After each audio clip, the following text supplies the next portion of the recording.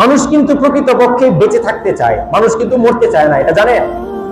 মানুষ মরতে চায় না, কিন্তু পৃথিবী বলে আমি আমার এই ভূখণ্ডের মধ্যে, আমি আমার এই জমিনের মধ্যে, আমি আমার এই জায়গাতে কাউকে থাকতে দেই না। মানুষ বেঁচে থাকতে চায় কিন্তু মানুষ বেঁচে থাকতে পারে না।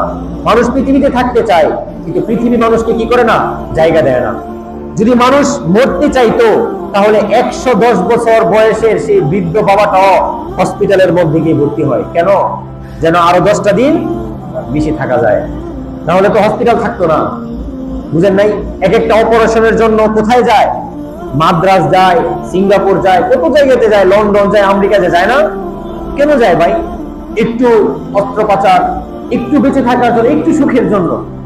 কিন্তু আসলে পৃথিবীর বাস্তবতা হলো, তুমি যতই চেষ্টা করো, যতই ভ্যাকসিন গ্রহণ করো, যতই ওষুধ খাও, আর যতই শরীর চর্চা করার যাই করো না কেন, মরতে তোমাকে হবেই। কুল্লু নাফসিন যায়িকাতুল মাউত, মৃত্যুর স্বাদ তোমাকে গ্রহণ করতে হবে।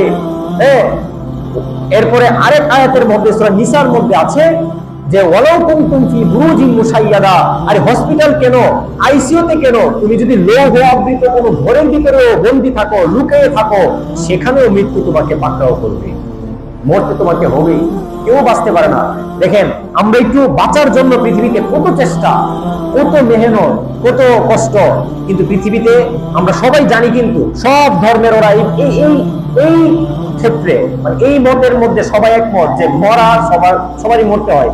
হিন্দু ধর্মের ওরাও বলে মরতে হবে, খ্রিস্টানরাও বলে মরতে হবে, ইহুদিরাও বলে মরতে হবে, মুসলমানরাও বলে কি মরতে হবে। সবাই বিশ্বাস করে যে মরণ আছে, কিন্তু আমরা মুখে বললে কি হবে, দিল থেকে আমরা এটা অনুধাবন করি না।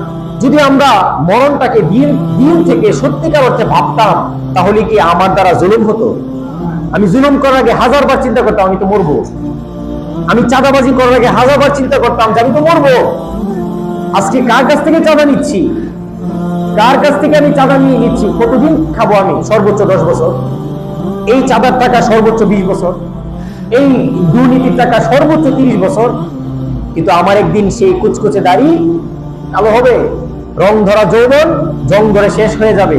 একদিন আমারও এই দেহ, নিথর দেহটা এই জমিনের নিচে যাবে। তখন তখন খেলা কার? তখন দিন কার? বলেন। এই জন্য আল্লাহ রাসূল বলেছেন জান্নাত, এটার মধ্যে কোনো মৃত্যু নাই, কিন্তু দুনিয়াতে কি আছে? মৃত্যু আছে। ওই জান্নাতের জন্য তোমরা কি করো? চেষ্টা করো, ওই জান্নাতের জন্য মেহনত করো।